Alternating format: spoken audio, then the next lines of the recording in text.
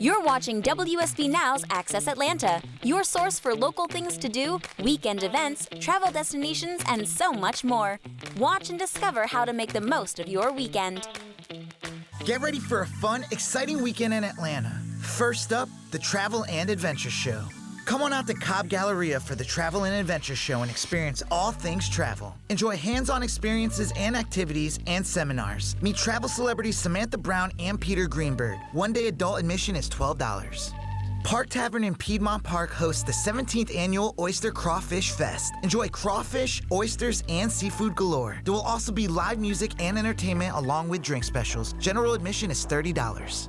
Don't miss the Atlanta International Auto Show. See the latest new cars, SUVs, and trucks from 24 manufacturers, as well as classics, exotics, and other specialty vehicles. It's a good time for the whole family. Adult tickets are $12, kids under 6 get in free. Get ready for beer, bourbon, and barbecue. The annual festival is going down in Atlantic Station, and it's a great day for beer sipping, bourbon tasting, music listening, and barbecue eating. General admission is $39. Rain or shine, head to Perimeter Mall in Dunwoody for the Caffeine and Octane car show. Check out all kinds of classic and exotic cars. You never know what will show up at the lot. This is a free event. Now you have everything you need to make the most out of your weekend into ATL. Enjoy.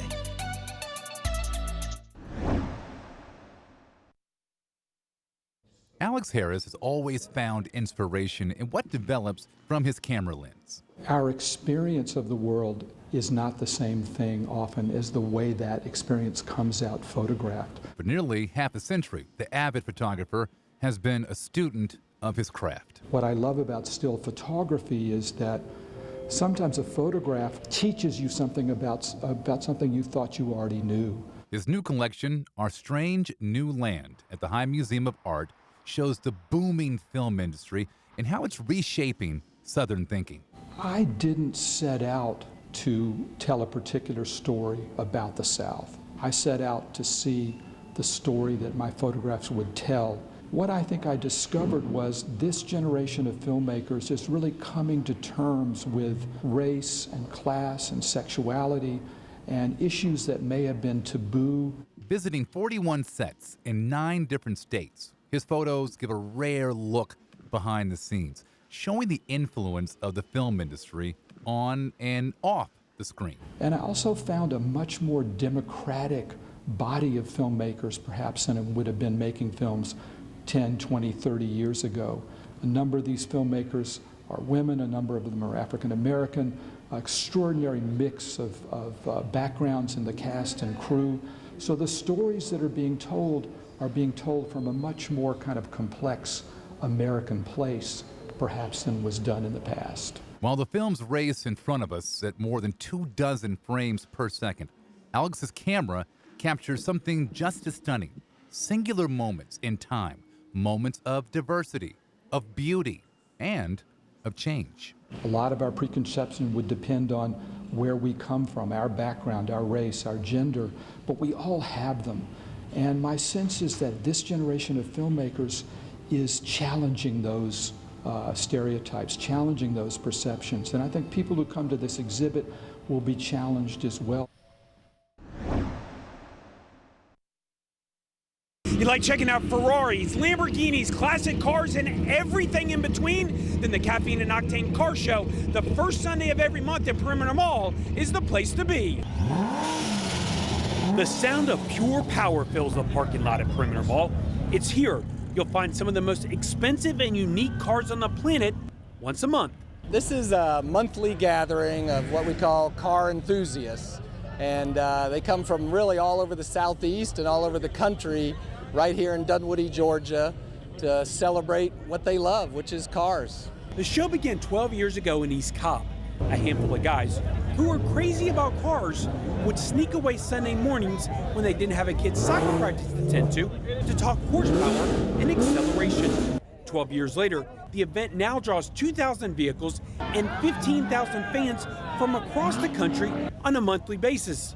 But the focus hasn't changed. It's still all about the cars. It's actually my first time here. I'm from North Carolina, so I definitely haven't seen anything like this, and not at this magnitude. And the beauty of it is, it's different from month to month. One month, attendees will see the Humrider The next month, the Ford Performance Team. The next month, $1 million Porsche. Different people bringing different cars makes for a different show every month. The other beauty of Caffeine and Octane is the price. It's free, believe it or not. It's one of the last great bargains around. It's free to exhibit your car and it's free to attend.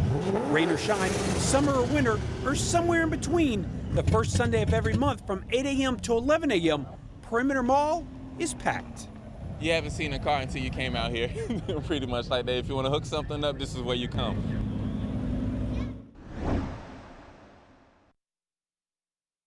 Looking for something fun and free or almost free to do this summer? Then check out one of Georgia's waterfalls. Behold the cascading beauty of Anna Ruby Falls. The rare double waterfall is just north of Helen in the heart of the Chattahoochee National Forest. Today it's gorgeous, and we came up here to the falls, and it's beautiful up here. The hike to Anna Ruby Falls is just shy of a half mile. The path is paved and is both stroller-friendly and dog-friendly, though do note it is mostly uphill. Along the path, enjoy spectacular views of the boulders that dot the landscape, an assortment of trees, and the free-flowing creek that offers a peaceful soundtrack for the climb. Anna Ruby Falls marks the intersection of Curtis Creek and York Creek just below Trade Mountain. Curtis Creek cascades 153 feet, while York Creek tumbles 50 feet. Together, they form Smith Creek, which flows into Helen, downstream, joins the Chattahoochee, and eventually dumps into the Gulf of Mexico. Underground springs, rain, and snow feed the waterfalls, so the more rain the area receives, the more powerful the flow. We live on the beach in Florida, so this is out of our element.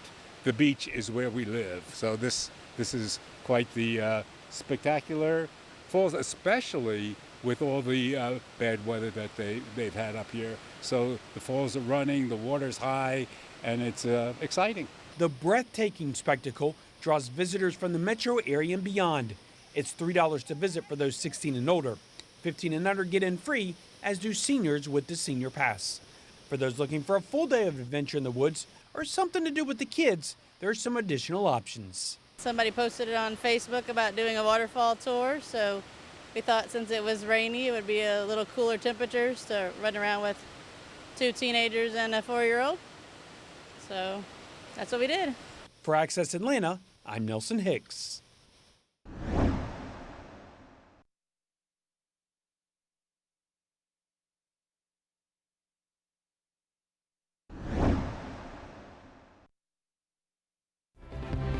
Here's a look at what's doing good in Georgia.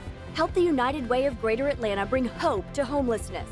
First, grab a shoebox, fill it with personal items, and then decorate. Visit WSB-TV.com/community for a list of items needed. It's a new production of a popular tale. Stella Luna premieres at the Center for Puppetry Arts, now through March 8th. Get 25% off Sundays with promo code FAM2FAM. Experience dozens of Atlanta landmarks for free. The Atlanta Preservation Center presents Phoenix Flies, March 7th through the 29th. Register today for any of the more than 200 events citywide. Or explore your inner scientist, the Atlanta Science Festival, March 6th through the 21st. To get the science-filled schedule or details on any of these events, visit WSB-TV.com/community.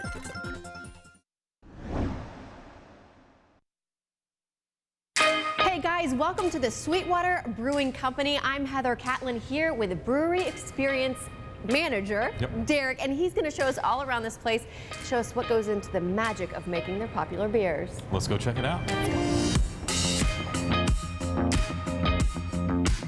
First things first, safety. Okay. Put those on. Now you can see all the magic. Do I look as good as you? Not quite, but almost. Okay, I'm trying. I can already smell everything. It smells delicious, like fruit. Yeah, so this is our pilot brew house area. So we have our large brew house out back that we do our year-round stuff for the markets. This is kind of our brewers' playground area. So this gives a chance for our brewers to come up with a new recipe that maybe they've been thinking about without us having to do it on the big system, so they can do it on a smaller scale. Beers from this system go on tap in the tap room. Then one day one of these may grow up to be either a seasonal or one of our variety pack beers. all of those come from this system. So this area is really exciting. So it's all based on consumer response on what you end up bottling. Yep. That's great. This is our testing ground. The Sweetwater Brewing Company has been making tasty brews since 1997, but a lot has changed since then. They went from making just a few different types of beers to having an entire area where they're constantly testing out new flavors. So break it down. How many bottles of beer is in this one thing? So it's 2,600 kegs worth of beer. So oh my God. That's a lot of kegs. If you were to drink a gallon of beer a day, it would take like 150 years to drink one of these. So a lot of beer is in here. And this is where final sampling is done. So every morning at 11 a.m., our brewers pull themselves up to go sample all these beers to make sure they taste right. Oh, I feel hard so job. bad for them. If they check out, our brewmaster gives his check of approval on it. It gets marked for packaging, and we'll fill it into a can, bottle, or keg next door. Sweetwater offers tours for just $8 to anyone with an ID and closed-toed shoes. You'll get 15 ounces of samples along the way, or you can hang out at the bar and sip some exclusive beers only served at the brewery. Prior to 2012, we could only do about 3,000 cases in a normal workday. With this expansion that we did, this allows us to do 10, 12, even up to 15,000 cases in a normal workday. We'll fill about 300 bottles per minute. In this case, we're bottling 420 today. Okay. So it's just a green blur once it goes through the labeler. It's fun getting to see the bottling line run. Monday through Friday, we're bottling and canning. And then kegging, we also do 2 to 3 times a week as well. Cheers. Thank you so much. This is wonderful. Thank you. Thanks for coming out. Thanks. Y'all can leave. I'm just going to stay here and we're going to drink. Yeah.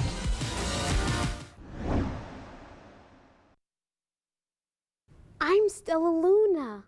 Thank you for listening to my story. Stella Luna is a story for audiences of all ages about embracing each other's differences. This little bat loses her mother and she ends up in a nest with birds. I don't have feathers. I have fur. Do you have feathers?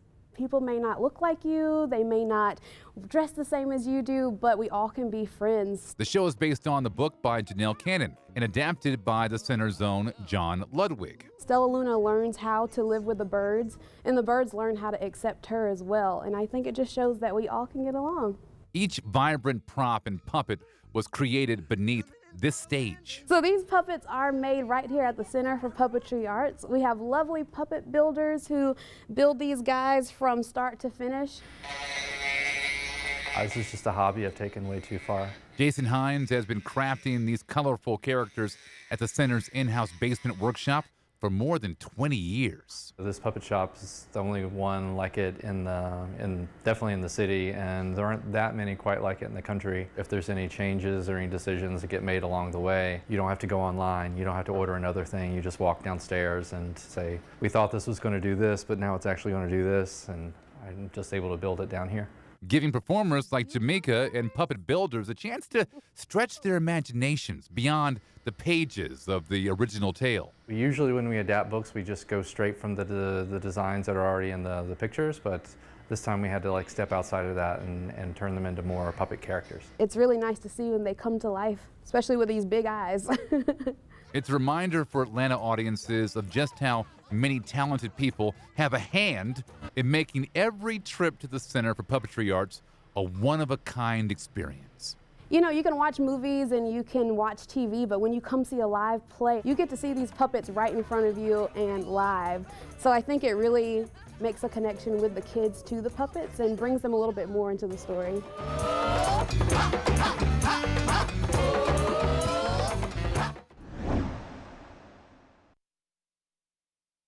Hey guys, it's Brittany with Access Atlanta. I'm here at the Georgia Aquarium and we're about to dive in and feed a few whale sharks. Follow me. The Georgia Aquarium is home to many animals, including 4 massive and beautiful whale sharks: Trixie, Alice, Taroko, and Yushin. Aquarist Natasha Peet gave us an exclusive behind-the-scenes look at the feeding process and what goes down during lunchtime. So I'm with Natasha, and she's a biologist here at the Georgia Aquarium, and she's in charge of all the feedings for these massive whale sharks, and she's gonna go take me on an actual feeding. I can't wait. Let's go.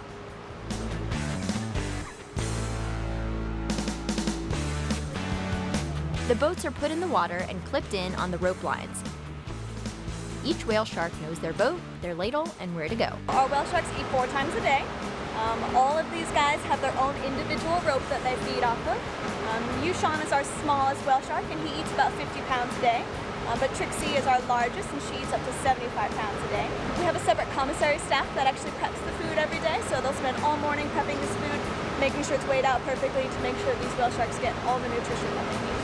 They get a lot of different food items, so they'll get krill, they'll get silver sides, which are just small fish.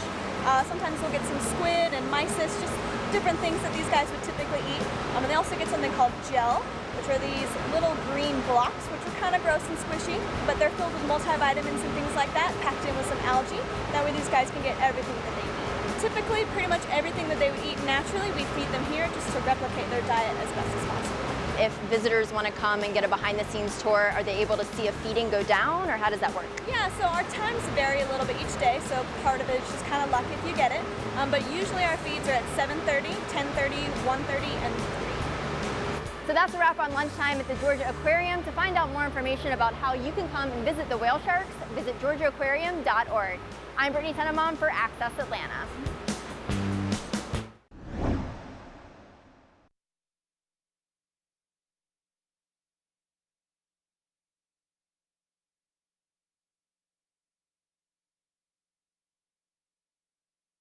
You're watching Access Atlanta on the WSB Now app, your source for local things to do.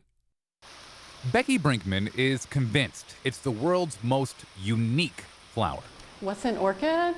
You know, orchids are probably the most over-the-top group of flowering plants that there are. Becky is the manager of the Atlanta Botanical Gardens Fuqua Orchid Center, a greenhouse filled with plant diversity that overwhelms the senses. Sensational colors, fragrances, they have everything in an over-the-top measure. Orchid Days is the garden's annual winter indoor plant exhibition. So while the weather outside may be frightful, inside it's warm and delightful. Orchid Days 2020 is a celebration of Latin American orchids.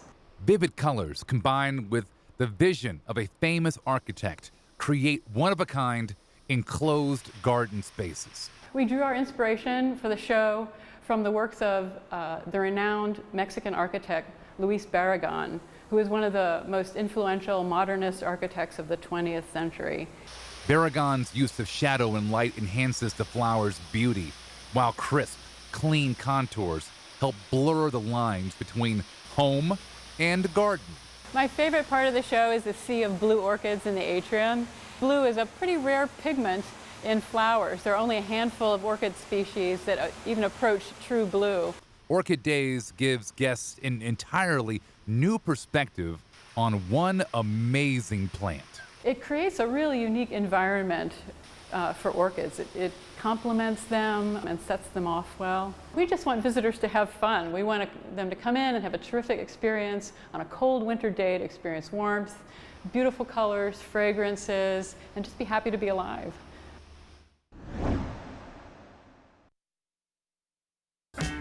If you think the only place to have a good time in Atlanta is ITP or Inside the Perimeter for you newbies, you'd be wrong.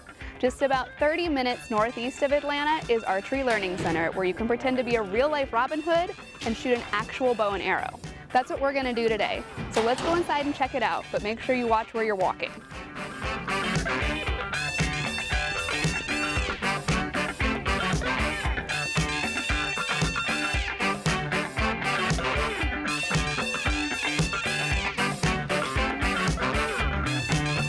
So we are here with George Riles IV. He is the co-owner along with his dad here at Archery Learning Center in Snellville. Okay, so say you are brand new to archery, much like myself, and have no clue what you're doing and probably would never come to do something like this unless someone dragged you because you're very afraid of it.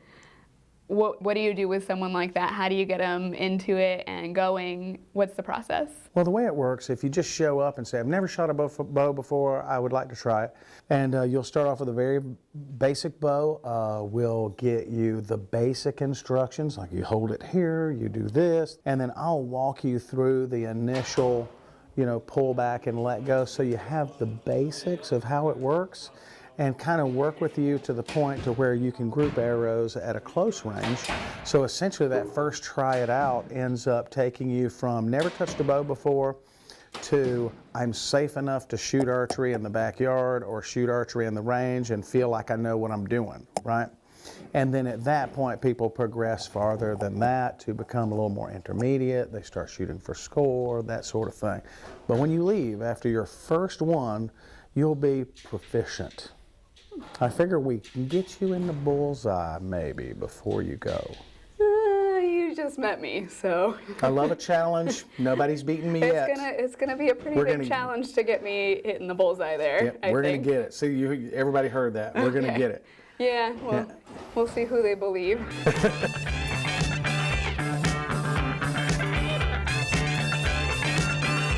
Are you ready to try it? If I say no, what happens? You're doing it anyway. Okay. Okay. So yes. All right. So then I'm going to raise you up, then you'll draw. Okay? So you just take your nose and point it right at the bullseye, and then you'll raise that up like so, and then draw straight back like so, and get in there a little closer to your face so you can sort of see down the arrow. That's awful. Okay. And then release. Now? Yep. Okay. Look at that. That's pretty good. Not bad, right?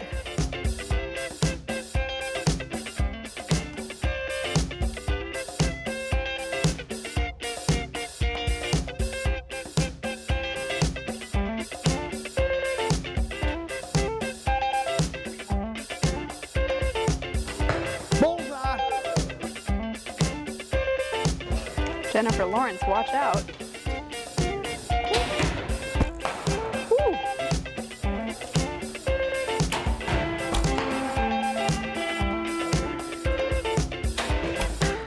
So I definitely think I found a new activity, and I'm feeling pretty confident. I've made one bullseye out of probably about 15 arrows. So good ratio, I think. And I'm definitely gonna bring some friends if they're brave enough, but if I have any takers, let me know. But if you want to add a unique activity to your list, definitely come check this out. I'm Kelly Audette for Access Atlanta.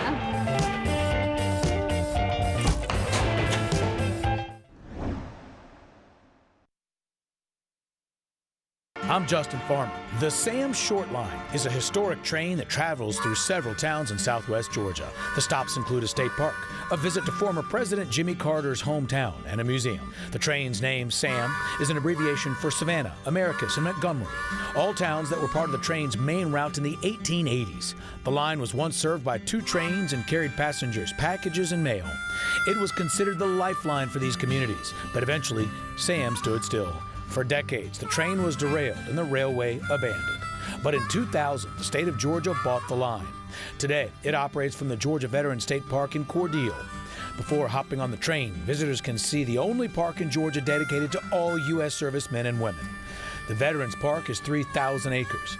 It also includes a military museum with artifacts from the Civil War to the Gulf War. The train runs Friday through Sunday, but only takes 1 trip each day.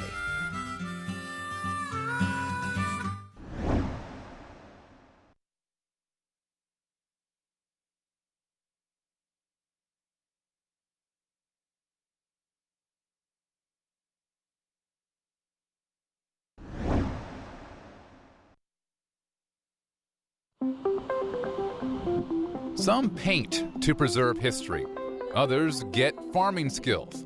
They also keep local parks clean and beautiful. Meet the Youth Corps paid workers for the Atlanta-based Greening Youth Foundation. I love everything about it. What is your favorite activity? Interacting with the animals. I never seen a deer in person. So when I finally seen one, there was actually a family of them, and they was like kind of walking towards the creek trying to get some water, and I was like, oh my gosh, they're so huge. And like the baby deer was like half my size, and I'm like, this is amazing. The Greening Youth Foundation CEO and founder is Angelo Izilo. The Greening Youth Foundation been around for almost 10 years now. Yes. What does it give the environmental community that has been missing? We think it's really important to really shift the paradigm and redefine how people of color engage with the outdoors, how they recreate, how they work, how they volunteer. Changing that mindset happens here, a 4.5-acre farm in the West End. known as the Urban Conservation Training Institute. So we wanted to be able to teach that community about accessing locally grown food. How do you prepare locally grown food, and what does it look like coming out of the ground? So we actually trained a crew to do that work. Other young people from the foundation get a hands-on lesson about preserving history. We have something called a Hope Crew, and this is a partnership with the National Historic Preservation Society. And these young people right from the old 4th Ward are learning how to restore and preserve those old shotgun homes on Auburn Avenue. See, for you, it's about access, isn't it? It's totally about access, because I think with access comes opportunity. And if you cut off a young person's opportunity, you will never know what they're capable of unless you give them access. Nikki Miller shared with me how working in the parks has affected her life. I'm definitely more positive now. I've been through some rough patches as far as just me not working. I'm just thankful for the opportunity that was given to me, and I'm gonna make the best of it, and hopefully I can get many others to have the same opportunity as me, because they don't know what they're missing out on. They really don't.